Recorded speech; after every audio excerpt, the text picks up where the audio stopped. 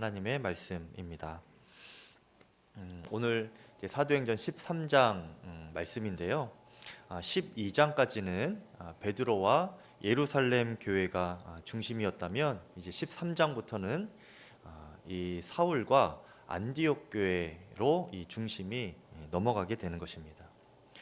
이것은 복음의 흐름을 알려주는 과정이기도 한데요.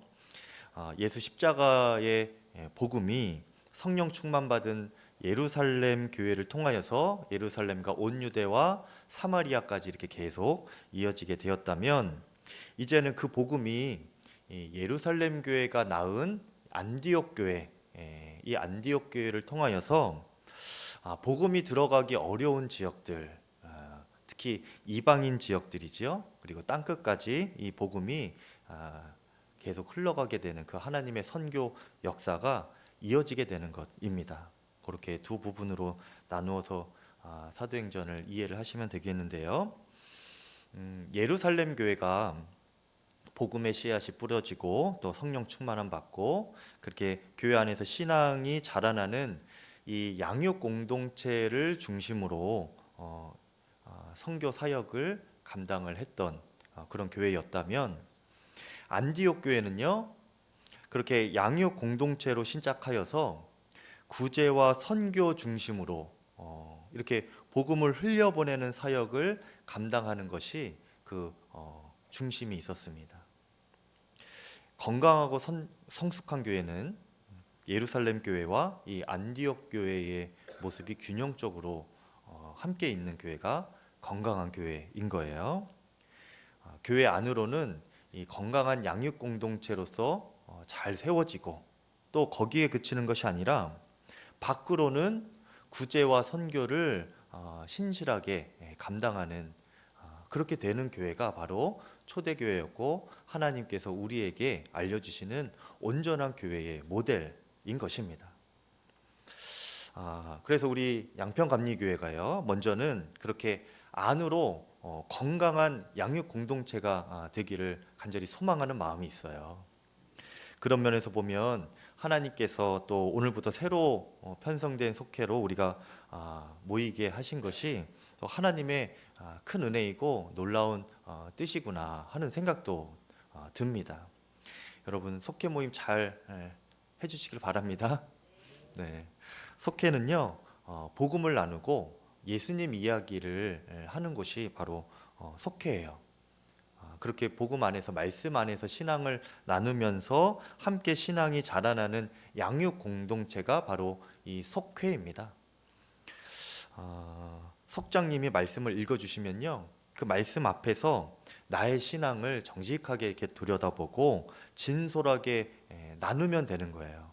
그러면은 그 나눔이 또한 살아있는 말씀이 되어서 상대방의 심령 가운데 살아있는 말씀으로 이렇게 들려지게 됩니다. 나는 이 말씀으로 이런 깨달음을 얻었는데, 저 상대방은 저런 또 하나님의 뜻을 받았구나, 저렇게 적용을 할 수도 있겠구나.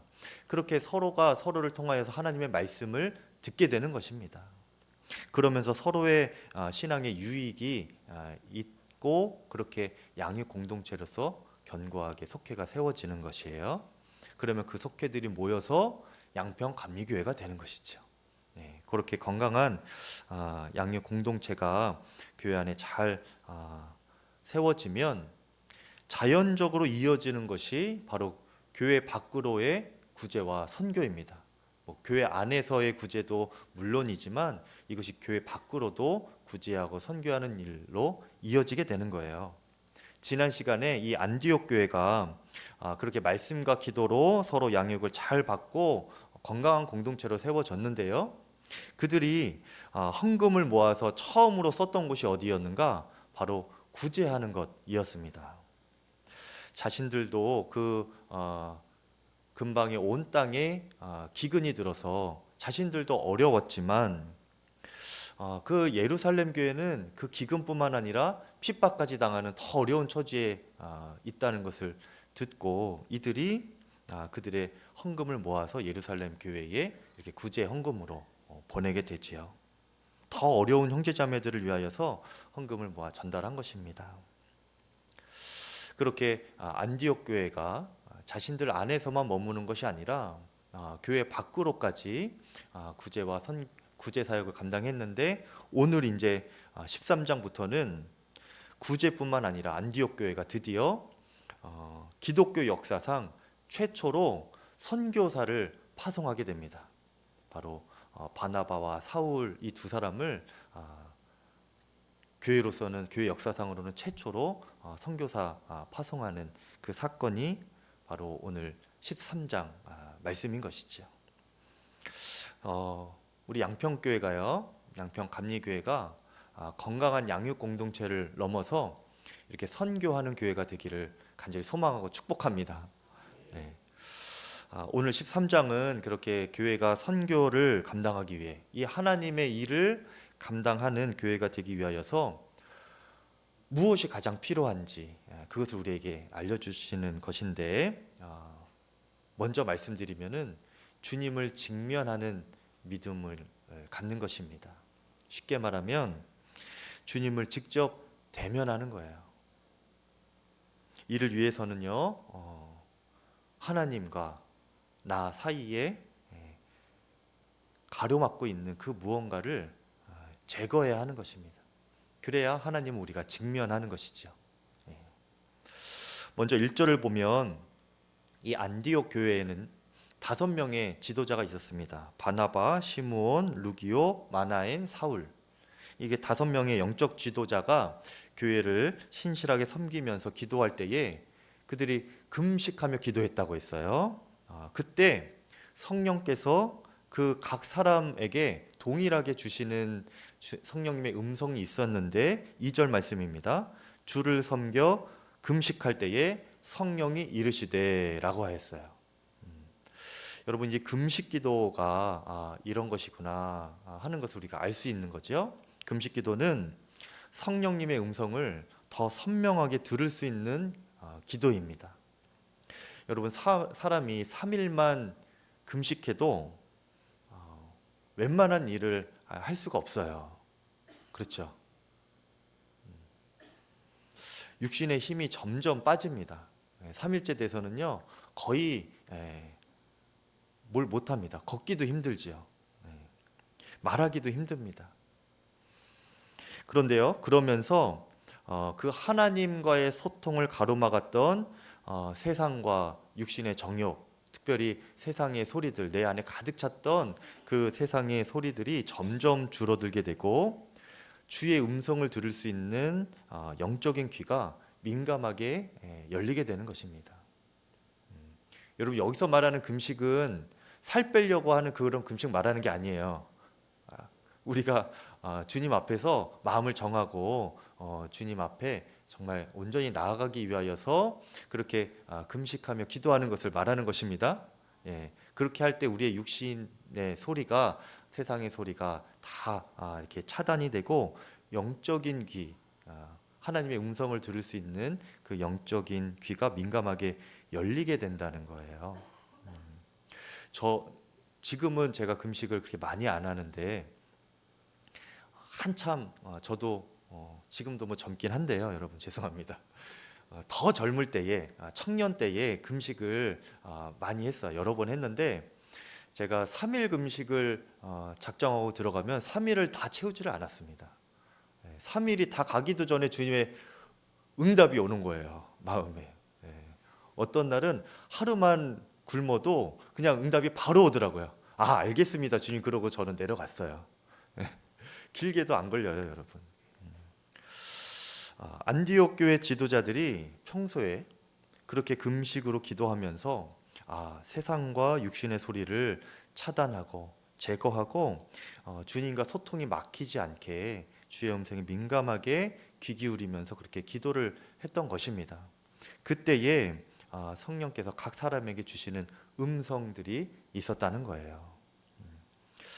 여러분, 스티브 잡스, 유명한데 지금은 이제 이 세상에 없지요. 그가 한참 전성기 때 경영 철학 중에 심플 스틱이라는 말이 있습니다.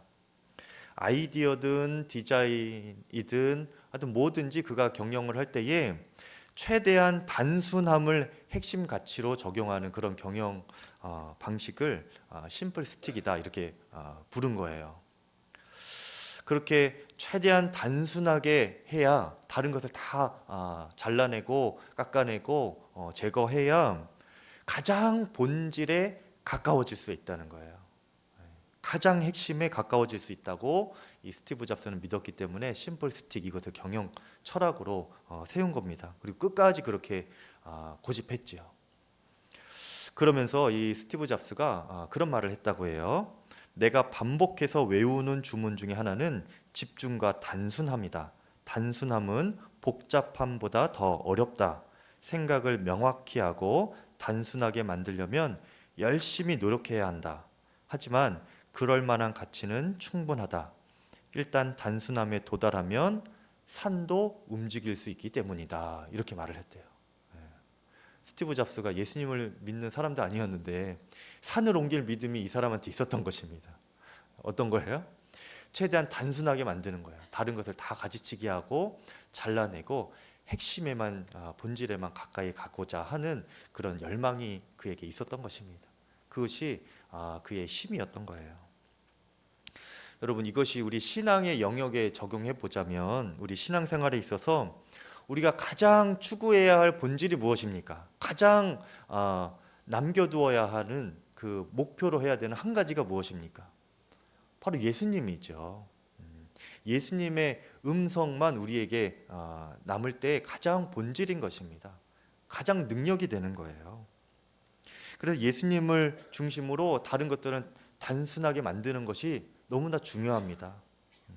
여러분은 예수님의 음성을 얼마나 명확하고 뚜렷하게 듣고 계시나요? 얼마나 확신하면서 살아가고 계시나요?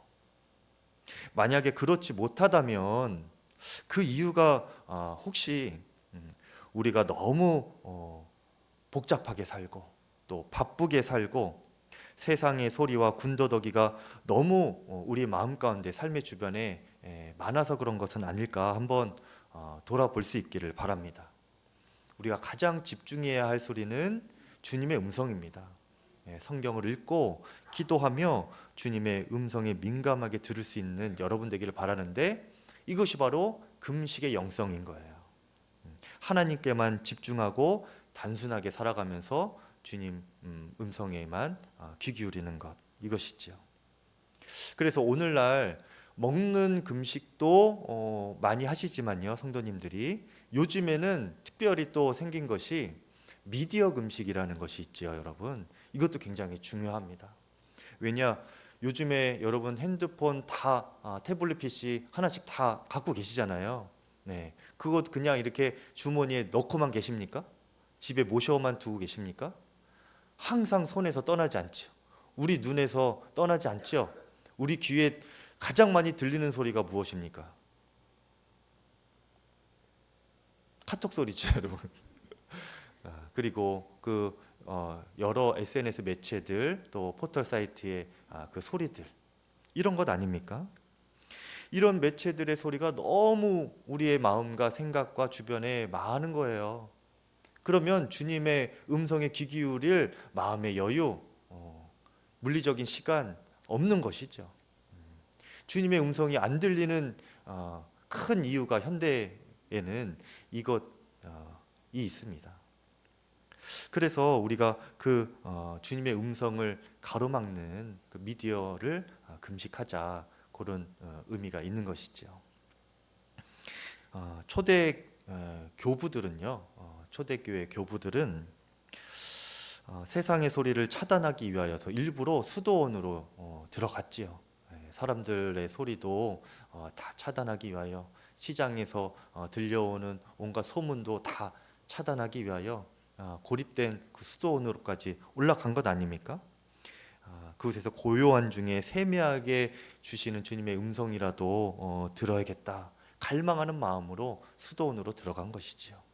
이 금식의 영성입니다. 우리가 수도원에는 그렇게 고립돼서 들어가질 않더라도 우리 자신의 삶 가운데, 우리의 심령 가운데 예수님의 음성에만 집중해야겠다 하는 마음으로 세상의 소리, 육신의 정욕, 사람의 소리들은 다 차단할 수 있기를 바랍니다. 그런데 그렇게 집중하는 삶을 위하여서 주님의 것을 차단하고 단순하게 삶을 정리해 갈 때에 우리가 아멘은 하지만 이렇게 정리하기 어려운 지점이 사람마다 있어요. 그것이 무엇인가? 2절 말씀해 보니까 안디옥 교회에 이제 성령께서 명하시기를 이제 각자의 음성을 주시면서 이렇게 말씀을 하시는 거예요. 바나바와 사울을 따로 세우라, 이렇게 말씀하셨습니다. 내가 명하는 일을, 내가 시키는 일을 위하여서 너희가 바나바와 사울을 따로 세워라. 이때 따로 세워라 이 말은요, 헬라어 원어로 보면은 일반적인 의미는 이렇게 분리시키다라는 거예요. 따로 떼어 놓아라 라는 것인데, 이것을 문맥상으로 더 깊이 우리가 이해하면서 적용해 보면은 잘라내어 드린다는 의미가 있습니다. 갈라내어서 주님께 드린다, 이런 의미가 있는 거예요. 마치 나의 살을 잘라서 드리는 것처럼, 나의 몸의 일부인 팔을 내 몸과 같은 이것을 떼어서 드리는 것처럼, 그게 따로 세우다의 의미인 것입니다. 안디옥 교회에서 특히 그 지도자들 5명의 지도자들 사이에서 이 바나바와 사울의 존재는 어떤 존재였을까요, 여러분? 거의 절대적인 존재였습니다. 그들은 기도와 말씀에 뛰어난 사람들이었을 뿐만 아니라 성령에 충만한 사람들이었죠. 사랑과 희생으로 안디옥 교회를 신실하게 지금까지 섬긴 그 주역들 아닙니까? 이 바나바와 사울을 통하여서 안디옥 교회가 일어선 것입니다. 그런 두 사람을 이 안디옥 교회 공동체가 분리시켜서 다른 곳으로 보낸다는 것은요, 정말 팔다리를 떼어드리는 심정인 거예요. 그런데 성령께서 그 두 사람을 딱 지목해서, 다른 사람들도 아니고요, 가장 중요한 그 두 사람을 지목해서 이 사람을 따로 떼어서 보내라 말씀하신 것입니다. 여러분, 이렇게 하나님께서 하나님의 일을 위하여서 사람을 부르실 때에는 익숙하고 의지하던 곳에서 떠나라 하는 그런 부르심일 때가 많습니다. 아브라함도 고향 친척 아버지의 집에서 너무나 잘 살고 있지 않았습니까? 굉장히 익숙한 그곳에서 가족들과 같이 이렇게 살고 있는 그 삶이었는데, 주님께서 부르실 때는 어떻게 했어요? 그곳에서 너가 떠나라, 그런 부르심이었습니다. 모세도요, 여러분, 한참 때는 하나님께서 가만히 계시더니 이제 광야 40년 생활을 하면서 이제 광야 사람이 다 됐습니다. 40년 동안 광야 생활을 했으면 여러분 얼마나 광야가 익숙했겠습니까? 그리고 그의 삶 자체도 그냥 광야에서 외롭게 사는 것이 너무나 익숙해져 있어요. 사람들과 대화하는 것이 어려워진 지경이었습니다. 그래서 하나님께서 처음 부르셨을 때 그가 못한다고 했어요. 왜냐? 하나님, 저는 말더듬이입니다, 이렇게 말을 해요. 사람들과 만나서 대화하는 게 익숙해지지 않았던 것이죠. 한참 40대까지는 왕궁에서 살면서 그렇게 뛰어난 언변이 있고 또 여러 학문을 배우고 그러면서 사람들과 말도 잘 했겠지만 40년 광야 생활하면서 그가 거기에 익숙해진 거예요. 홀로 살고 외롭게 살고 사람들과 이야기하지 않는 또 그런 삶이 이제 다 익숙해졌는데, 그때 주님이 부르신 겁니다. 어떤 부르심이에요? 너가 저 이스라엘 백성들을 애굽에서 출애굽시켜라. 많은 사람들을 이끌어 나가야 되는 거예요. 여태까지 혼자 있는 게 익숙했는데 그 익숙한 자리에서 떠나라고 한 것이죠. 이렇게 여러분, 우리가 더 있고 싶고 함께 있고 싶고 지금 이 삶이 내가 가장 만족이 된다, 편안하다, 그냥 요대로 그냥 살면 되겠다, 이때 불현듯 오는 게 주님의 부르심인 것입니다, 여러분. 주님의 일을 위하여서 누군가를 부르실 때 주님은 그렇게 익숙한 곳에서 떠나게 하시는 거예요. 제가 전남 동지방에서 목회를 할 때에 그 지역이 좀 넓었습니다. 그래서 땅 끝까지 이제 같은 지방이었는데요. 한 목사님께서 자신의 목회 현장을 땅 끝에서 목회하시는 그 목사님께서 자신의 목회 현장을 정말 솔직하게 이렇게 표현을 하셨어요. 뭐라고 하셨는가? 있지만 떠나고 싶은 곳이다. 그렇게 표현을 하시더라고요. 얼마나 또 외롭고 또 사역을 하다 보면 힘들고 뭐 여러 가지 상황이 있었는지 있지만 떠나고 싶은 곳, 이렇게 정말 솔직하게 표현을 하셨더라고요. 그런데 또 그렇게 말씀하시면서 그렇기 때문에 이곳이 하나님께서 맡기신 사명의 자리라는 확신이 듭니다. 이렇게 고백을 한 것을 제가 들었습니다. 참 귀한 고백이지요. 그런데 여러분, 그런 맥락에서 보면 우리가 무슨 일을 감당할 때에 떠나고 싶고 힘이 들 때 그것이 느껴진다면 그곳이 우리가 있어야 할 사명의 자리인 것입니다. 맞는 거예요, 거기가. 그런데 반대로 이제 안정되고 평안하게 누리고 싶고 그럴 때가 되면 이제 곧 떠날 때가 됐구나, 이렇게 생각을 해야 된다는 거예요. 하나님께서 다른 사명의 부르심으로 인도할 가능성이 큰 거지요. 여러분, 그런데요, 그때 떠나는 것이 정말 어렵습니다. 마음이 도려내어지는 그 아픔이 있는 것이지요. 저도 첫 담임 목회지 그 칠봉교회를 섬기다가 떠날 때에 정말 마음이 그렇게 어렵더라고요. 성도님들 많지는 않았지만 그렇게 3년 동안 동거동락하면서 신앙생활 하다가 헤어지려고 하니까 또 첫 목회지이기도 해서 그런지 몰라도 헤어지는 것이 너무나 마음이 아쉬운 거예요. 슬픈 겁니다. 그래서 그 첫 목회지를 떠날 때 마음이 쉽지 않았어요. 또 감리교 창시자인 웨슬리 목사님이 감리교 목사라면 3가지를 준비해야 한다고 했거든요. 죽을 준비를 항상 하고 있어야 된다. 또 언제든지 요청하면 말씀을 전할 수 있도록 말씀 준비를 해야 된다. 그리고 항상 목사라면, 감리교 목사라면 떠날 준비를 항상 해야 된다. 이 3가지 준비를 해야 된다고 했는데, 제가 첫 목회지에서 그렇게 주님의 부르심 받아서 또 다른 곳으로 옮길 때에 그 일을 겪다 보니까 내가 목회를 할 때 계속 이런 것이 반복이 되면 내가 얼마나 힘들까, 그런 생각이 들더라고요. 그럴 정도로 그렇게 떠나는 것이 힘들었습니다. 그런데요, 하나님께서 왜 그렇게 내 몸의 일부 같은, 거의 나의 몸과 같은 그 익숙한 곳, 또 익숙한 것들을 떠나게 하시는 것일까? 그렇게 가장 익숙한 것이 나로 하여금 주님을 직면하지 못하게 만드는 것일 수가 있기 때문에 그렇습니다. 그것을 의지하게 만들고 익숙한 것과만 집중하여서 살다 보면 주님의 음성에 민감하지 않아도 되는 그런 삶을 살게 되는 것이죠. 주님과의 관계가 무뎌지는 거예요. 그래서 하나님은 그분의 일을 맡기려고 하실 때, 어떤 사명을 주시려고 하실 때에는 그 익숙한 것으로부터 우리를 분리시키는 그런 부르심을 시작하시는 것입니다. 안디옥 교회가요, 지금 그런 부르심 앞에 있는 거예요. 안디옥 교회도 그렇고 또 바울과 바나바도, 사울과 바나바도 다 서로가 그런 것이죠. 서로가 익숙했고 한 몸 같았고 서로를 의지했던 그런 사람들이었는데, 이제 서로가 갈라져서 이제는 정말 주님만 의지하고 주님께 직접 대면하면서 그렇게 또한 각자가 사역을 해야 되는 그런 부르심이었던 것이죠.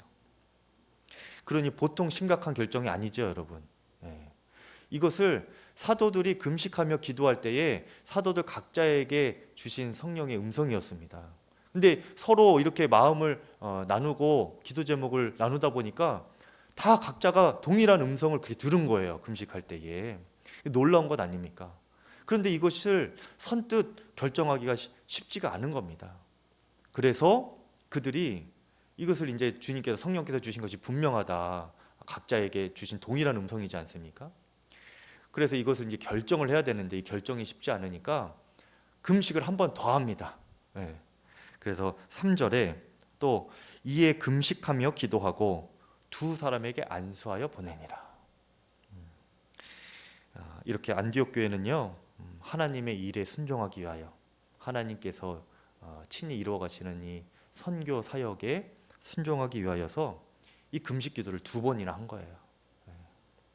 여러분, 근데 이것을 제가 여러분에게 그래서 금식 기도가 중요합니다, 요것을 강조하려고 말씀드리는 건 아니에요. 금식 기도도 중요하지만 강조하고 싶은 것은 무엇인가? 핵심은요, 이 안디옥 교회가 그동안 주님 외에 의지하였던 것들, 다른 인간적인 소리들과 사람을 의지하려고 하였던 그런 마음을 주님 앞에 내려놓고 하나님을 직면하면서 결정할 수 있었다는 것입니다.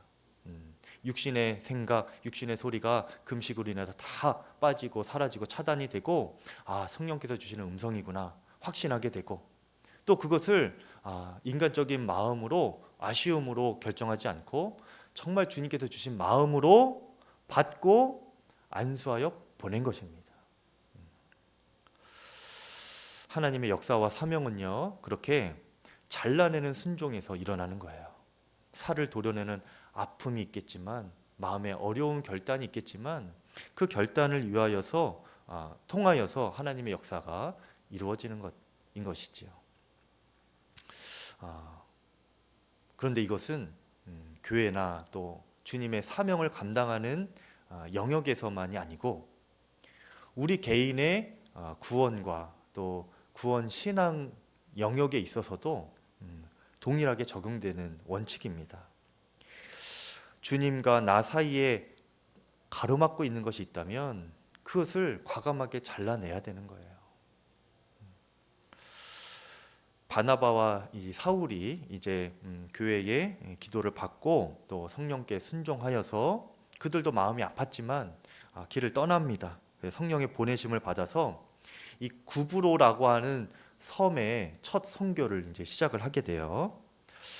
거기서 이제 안디옥에서 구브로 섬으로 이렇게 들어갔을 때 배가 가장 가까이 닿는 그 구브로 섬의 그 지역이 살람이라는 항구였는데, 그 살라미 항구에 도착해서 그들이 이제 선교를 할 때 유대인의 여러 회당을 돌아다니면서 선교를 합니다.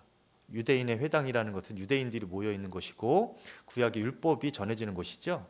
유대인들을 상대로 이들이 먼저 선교를 한 거예요.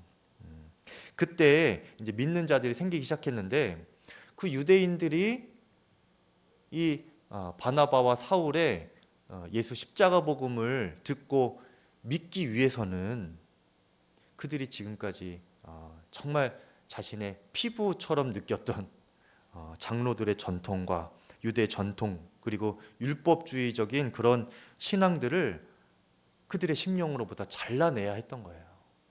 그래야 예수님을 믿을 수 있었던 것입니다. 근데 그 역사가 나타났던 거예요. 그런 이들이 유대인들 중에서 믿음이 생기고 구원을 얻게 되는 것입니다. 그리고 이제 이후에 그 두 사람이 회당을 돌면서 복음을 전하다가 이제 섬을 이쪽 이제 살라미 지역에서 쭉 가로질러서 반대편인 바보라는 지역까지 이제 이르게 됩니다. 그러면서 이제 회당에서 복음을 계속 전하다가 굉장히 그 선교 사역이 힘들었나 봐요. 그래서 중간에 이제 그들과 같이 동행했던 요한이라는 사람이 있었는데, 그 사람은 너무 힘들어서 그런지 중간에 복귀를 했습니다. 자기 고향으로 돌아가 버려요.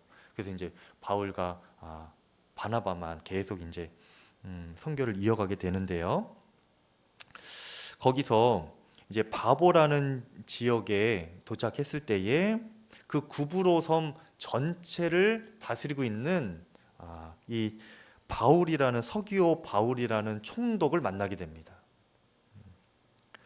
7절에 보니까 그 서기오 바울이라는 총독이 지혜로운 사람이었다고 해요. 그리고 하나님의 말씀에 관심이 많은 사람이었습니다. 그래서 그 서기오 바울이 이 바나바와 사울에 대한 소문을 듣고 그들을 불러서 하나님의 말씀 더 구체적으로 말하면 예수 십자가의 복음을 들으려고 했었지요. 듣고 싶어 했습니다. 그런데 성경에 보니까 그 옆에는 그 서기오 바울 옆에 바 예수라고도 하고 또 엘루마라고도 하는 마술사가 한 명이 있었습니다. 성경에서 그 사람을 유대인 거짓 선지자다 이렇게 표현하면서 좀 부정적인 인물로 우리에게 알려주는데요. 그 사람은 그렇게 주술과 또 현혹하는 말들을 통해서 이 서기오 바울 옆에 딱 붙어 있는 거예요. 그러면서 이제 영적인 가스라이팅을 하는 겁니다. 자기 말만 듣게 그렇게 주술도 부리고 또 여러 화려하고 현혹하는 말로 자신에게 매이게 만드는 거죠. 서기오 바울이 그렇게 엘루마 마술사에게 영향을 받고 있었습니다. 한마디로 이 엘루마는 종교 사기꾼인 거예요. 한마디로 말하면 딱 붙어서 총독을 현혹하고 있고 총독도 그를 상당히 의지하고 있었습니다. 그런데 그 총독이 이 바나바와 사울이 전하는 그 예수 십자가의 복음을 진지하게 듣고 있으니까 이 마술사 엘루마가 이 믿음을 방해합니다. 믿지 못하게 만들어요. 그렇게 계속 시도를 합니다. 왜냐? 그렇게 복음이 들어가고 믿음이 생기면 이 총독이 정신을 차리게 될 것 아닙니까? 그렇죠. 진리가 들어가면. 그래서 자신 그 마술사 엘루마의 통제권에서 벗어나게 되고 그러면 자기가 총독을 통하여서 누리고 있었던 그 기득권들을 다 잃어버릴 수도 있기 때문에 이 엘루마로서는 이 복음이 들어가지 못하게 이 총독이 진리를 접하지 못하게 그 심령의 부흥이 일어나지 못하게 지금 막아야 되는 거예요. 믿음을 가로막는 것입니다. 참 안타까운 일인 거죠. 총독의 입장에서는요, 지금까지 자신의 피부처럼 자신 옆에서 딱 붙어가지고 많이 도와주고 평소에도 가장 신뢰했던 그런 사람, 또 의지하였던 대상이 바로 이 마술사 엘루마였는데 결정적인 순간에 결국은 이 엘루마가 이 총독 자신의 구원과 영생을 가로막는 그런 인생에 아무런 도움이 안 되는 존재였던 거예요. 참 아이러니하죠, 여러분. 그런데 여러분, 우리가 살아갈 때 이런 엘루마와 같은 존재들이 우리에게도 있습니다. 평소에는 나에게 그렇게 힘이 되고 무엇을 할 동력이 되게 만들고 좋게 해주지만 결정적인 순간마다 나를 이렇게 뒤로 잡아당기고 나의 주인 노릇을 하면서 주님께 더 이상 나아가지 못하게 가로막는 거예요. 그런 존재들이 있습니다. 여러분 각자에게 그런 존재가 다 다를 거예요. 가장 대표적인 것은 물질이 그런 것이죠. 물질이 우리에게 얼마나 유익하고 좋은 것입니까? 그런데 결정적인 순간에 우리의 믿음을 가로막는 것이 바로 이 물질이기도 합니다, 여러분. 또 오늘 총독처럼 서기오 바울 이 총독처럼 평소 내가 정말 의지하고 신뢰했던 그런 사람 중에 이런 존재가 있을 수도 있어요. 우리가 살아가면서 가장 분별하기 어려운 것이 무엇입니까? 나에게 좋아 보이는 것들 중에 이것이 정말 나에게 좋은 것인가 아닌가 분별하는 것이 가장 어렵잖아요. 노골적으로 나쁜 것, 좋은 것 중에 분별하는 것은 쉬워요, 여러분. 근데 좋아 보이는 것 중에 이것을 분별하는 것은 어렵습니다. 속아 넘어가기 딱 좋아요. 고린도서 11장 14절에 이것은 이상한 일이 아니니라 사탄도 자기를 광명의 천사로 가장하나니 라고 했습니다. 그러니까 좋아 보인다고 다 좋은 게 아니에요, 여러분. 사탄도 광명의 천사처럼 우리에게 다가와서 그런 것들로 우리를 미혹한다는 겁니다. 우리로 하여금 뭔가 장막 같은 것, 뭔가를 이렇게 덮어 놓아서 주님을 직면하지 못하게 만들고 결국에는 결정적인 순간에는 주님의 뜻이 아니라 엉뚱한 길로 가게 만드는 것이 사단의 일인 것이죠. 제가 수요일에도 말씀을 드렸는데 아르헨티나 목사님 중에 후안 까를로스 오르티즈라는 목사님이 계세요. 그분이 대표적인 책이 당신은 제자입니까? 라는 책인데 그 책에서 이런 간증을 하셨습니다. 그분이 이제 아르헨티나 부에노스 아이레스 부에노스 아이레스에서 목회를 하실 때에 그 맡은 교회에 교인이 184명이었대요. 그래서 이제 그 교인분들과 이제 신앙생활하면서 초반부터 2년 동안 정말 극성스럽게 전도하고 행정과 조직 체계를 아주 철저하게 갖추고 교회 스태프들하고 정말 애를 쓰고 불철주야 노력을 하면서 2년 동안 600명이 되게 했답니다. 184명에서 600명이 된 거예요. 얼마나 잘한 일입니까, 여러분? 그렇죠? 그렇게 부흥시켰어요. 그런데 어느 순간 이 오르티즈 목사님의 마음에 뭔가가 잘못되었다, 이런 느낌이 들더래요. 그래서 이분이 당회에 말씀을 드리고 한 2주 정도 제가 기도와 좀 깊은 묵상에 전념을 하겠습니다, 허락을 받고 기도하러 가셨습니다. 그렇게 정해진 기도 처소에서 기도하고 묵상을 할 때에 그분께 성령께서 강력하게 이렇게 말씀을 하셨다고 해요. 그 심령을 깨트리시면서 성령이 첫 마디가 이것이었다고 합니다. 너는 코카콜라 회사가 코카콜라 파는 것과 똑같은 방식으로 목회를 하고 있다. 너는 세상에서 배운 술수를 그대로 쓰고 있다. 도대체 너가 하는 일들 가운데 어디에서 나의 손길을 찾아보겠느냐, 이렇게 말씀을 하시더래요.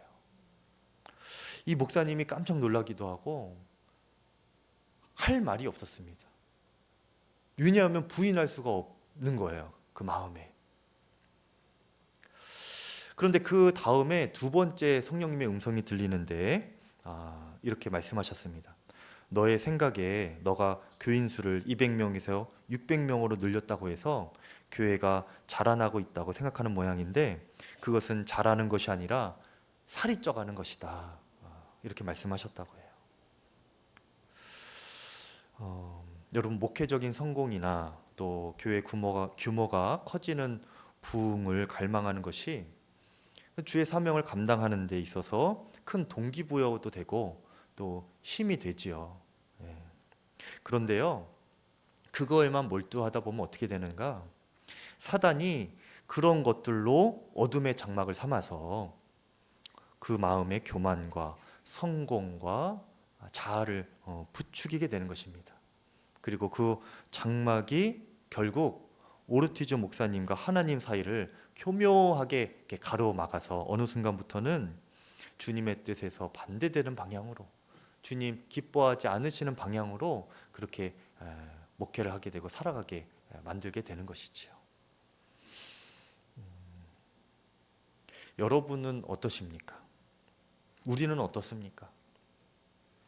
교회와 우리 자신의 영혼이 건강하게 성장하고 있나요? 아니면 살만 쪄가고 있나요? 들은 것만 많아지고 영적인 온전한 성숙은 아니고 지식만, 성경적인 지식만 많아지는, 두꺼워지고 군더더기만 많아지는 그런 모습이 되지 않기를 바랍니다. 우리를 가리는 사단의 장막들, 이것들이 다 사라지기를 바랍니다.